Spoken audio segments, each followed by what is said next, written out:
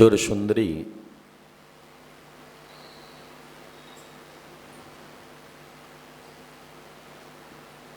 विद्या अध्ययन का कार्य पूर्ण कर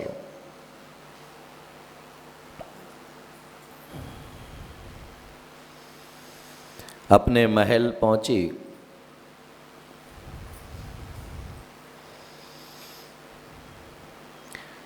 पिता के मन में विचार पैदा हुआ कि इसका विवाह करना चाहिए अब, क्योंकि ब्रह्मचर्य आश्रम का चरण पूरा हो गया। अब गृहस्थ आश्रम का चरण प्रारंभ होना चाहिए, क्योंकि भारतीय दर्शन में 4 चरण जीवन के दिए।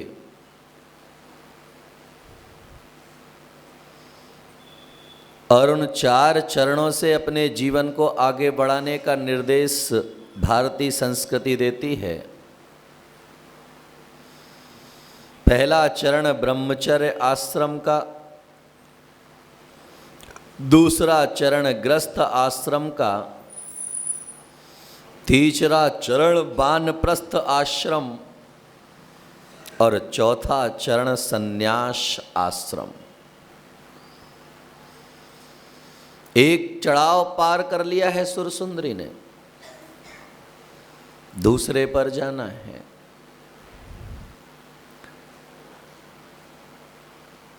माता पिता के मन में भाव पैदा हुआ कि किस लड़के के साथ में इसका विवाह किया जाए, कौन से राजपुत्र के साथ में मैं अपनी बेटी का विवाह करूं,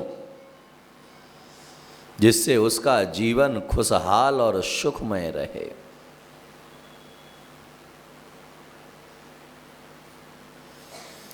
बहुत लड़कों के ऊपर विचार करने के बाद उसी नगर के श्रेष्ठी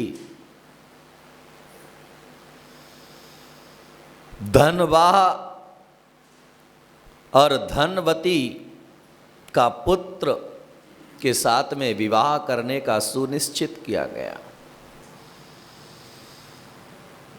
जब आप किसी का विवाह तय करते हैं तो विवाह तय करने के बाद सबसे पहले क्या देखते हैं? क्योंकि सबके देखने का नजरिया अलग अलग होता है। लड़का रूप को देखता है, माता धन को देखती है और पिता शिक्षा और योग्यता को देखता है।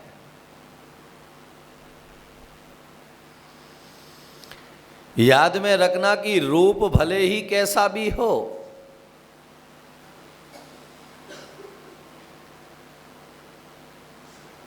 लेकिन अगर हमारी नजर केवल रूप पर रहेगी तो धोखा खा जाएंगे।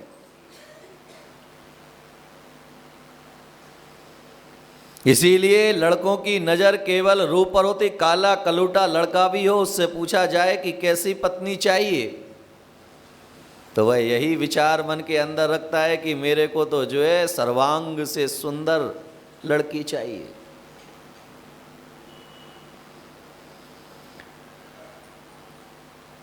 मां से पूछा जाए कि किसके साथ में तुम्हारे लड़के का विवाह किया जाए, तो वह सोचती है कि पहले ये देखो कि वह लड़के का विवाह तो मैं कर दूं, इतनी जो पढ़ाई पर खर्चा किया है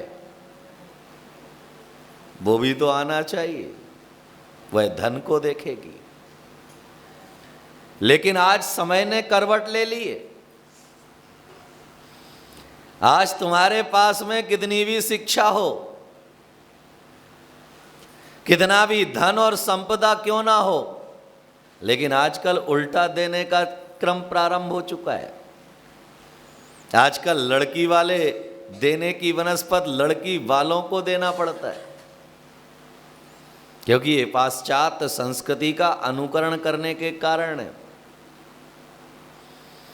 क्योंकि हमारे बच्चों का सिर्फ ध्यान जो है हमारा उच्च शिक्षा पर लेकर के चलते हैं, उस उच्च शिक्षा का परिणाम निकलता है। तो जब परिणाम निकल कर के आता है तो वह समय हाथ से गुजर चुका होता है। इसीलिए जो है वहां पर उन्होंने देखा कि जो है घर में सुखी रहना चाहिए और संस्कार युक्त होना चाहिए। तो फिर जो है धनवाह के पुत्र अभय कुमार से जो है विवाह सुनिश्चित किया गया। लड़की को दिखाया नहीं गया, चित्र भी नहीं दिखाया गया, माता पिता ने रिश्ता तय कर दिया, दोनों का विवाह हो गया। विवाह होने के बाद जो है पहली नाइट अभय कुमार और सुर सुंदरी एक कक्ष में हैं। सर्वांग से सुंदर सुर सुंदरी,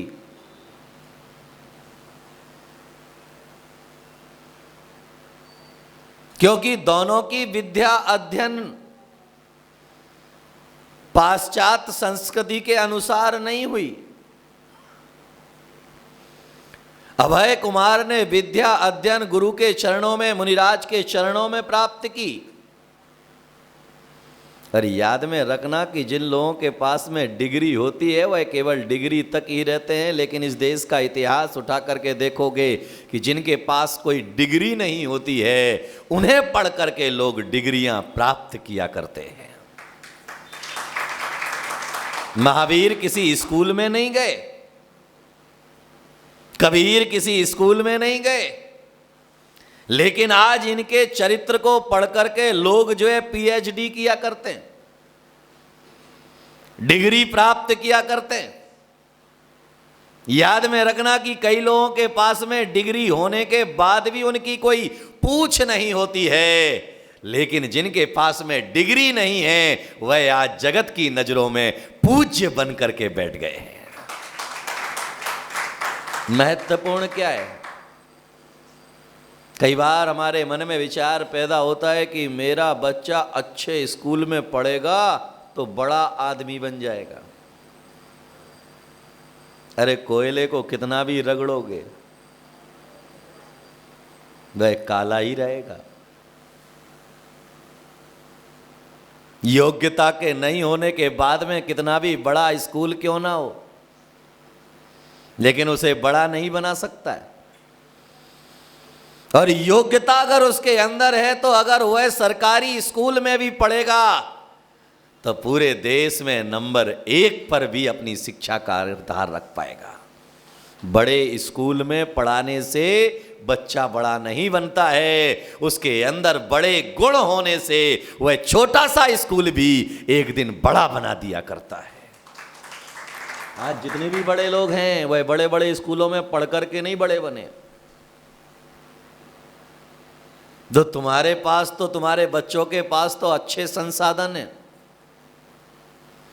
तुम्हारे बच्चों के पास तो संसाधनों की कमी नहीं है, लेकिन जिन बड़े लोगों का जिक्र किया जाए तो आज देखा जाए कि इस देश में पूर्व राष्ट्रपति अब्दुल कलाम का अगर स्मरण किया जाए तो उनके पास तो पुस्तक खरीदने का भी पैसा नहीं था। वह इमली के बीज बेच करके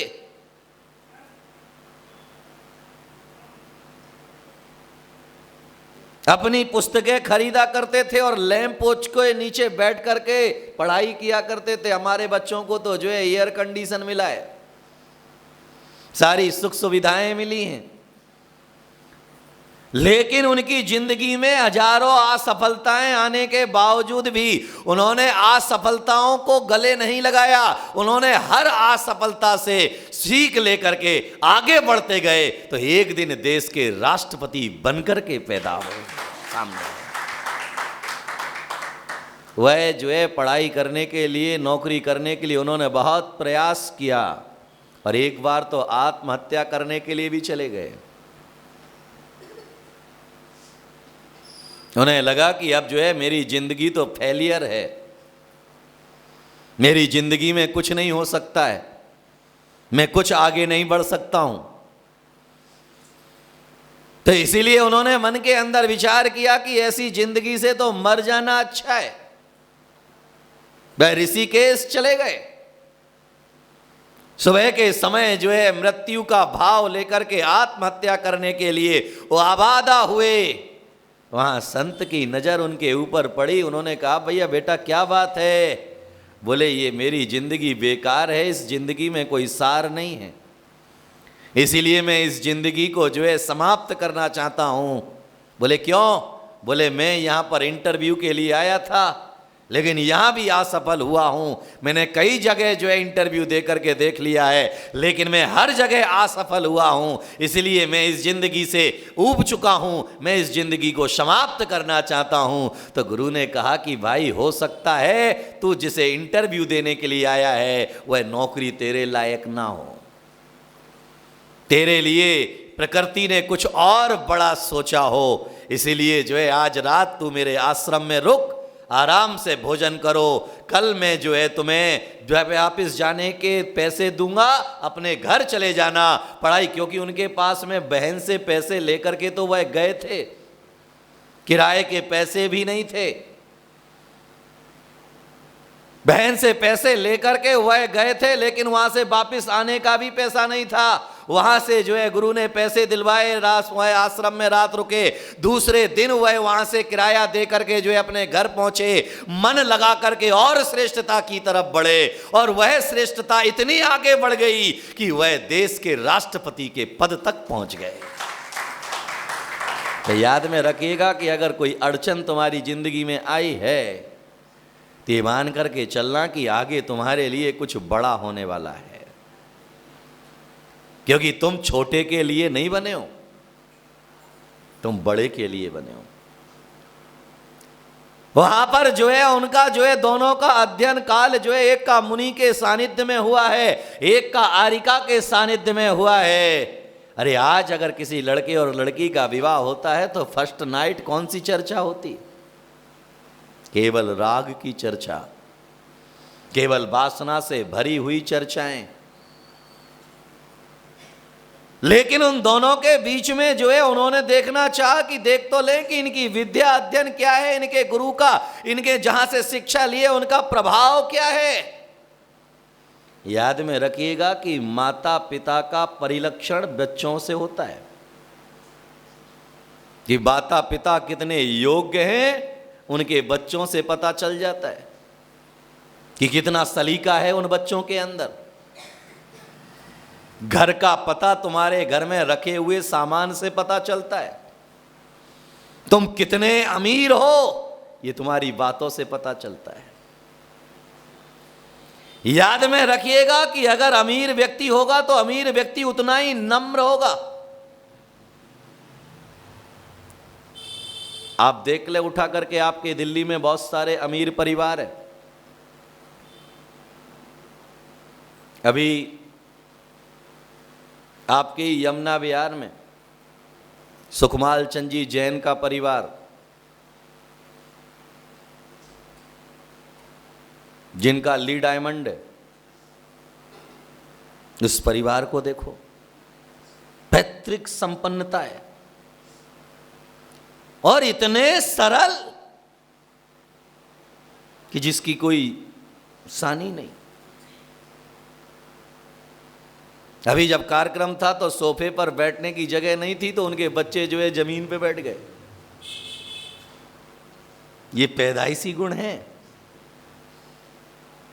इतनी बड़ी बिल्डिंग है, इतना बड़ा साम्राज्य है, इतना बड़ा सब कुछ है, लेकिन फिर भी दत्त मात्र को भी अहंकार नहीं। और केवल एक ही दुकान नहीं, उनकी कई और भी कार्य चलते।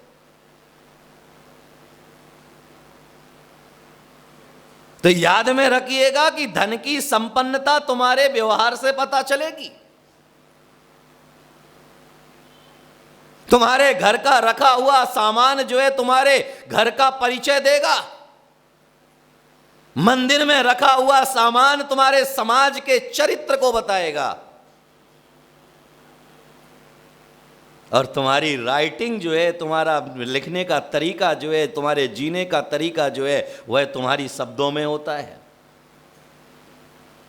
याद में रखना कि कई लोग जो है लिखना कहीं से प्रारंभ करते हैं और लाइन पहुंचती कहीं और है। अरे जिनकी राइटिंग ही सुंदर नहीं, उनका जीवन क्या सुंदर होगा। आज आदमी की राइटिंग से आपके भाग्य का निर्धारण होता है। और कई लोग जो है अनपढ़ होते हैं, पढ़े लिखे नहीं होते हैं, लेकिन उनका एक एक शब्द देखोगे तो ऐसा निकल करके आता है जैसे मोती लिखा हो।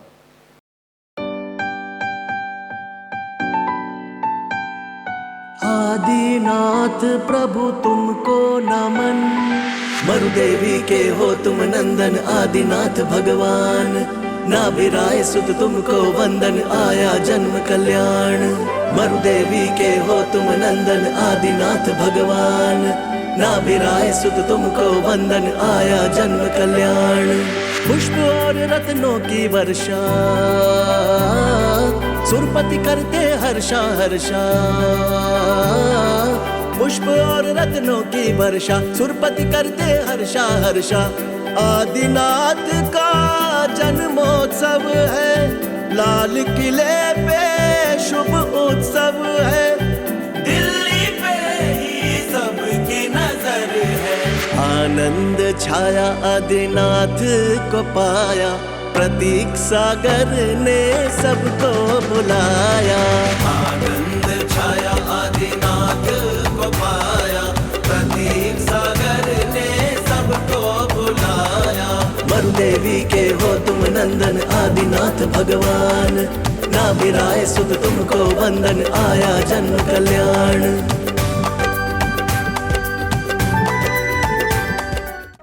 कार्यक्रम प्रस्तुति दिगंबर जैन जागरण युवा संघ रजिस्टर्ड मुंबई। केंद्रीय कार्यालय 305 रानी सती मार्ग, मलाड ईस्ट, मुंबई 97। दिल्ली कार्यालय D 319 गली नंबर 11, हृदयपुरी, शाहदरा, दिल्ली 93। अपने परिवार की ओर से मुनिश्री के कार्यक्रम का प्रसारण के लिए संपर्क करें 882697 77903 9065330031।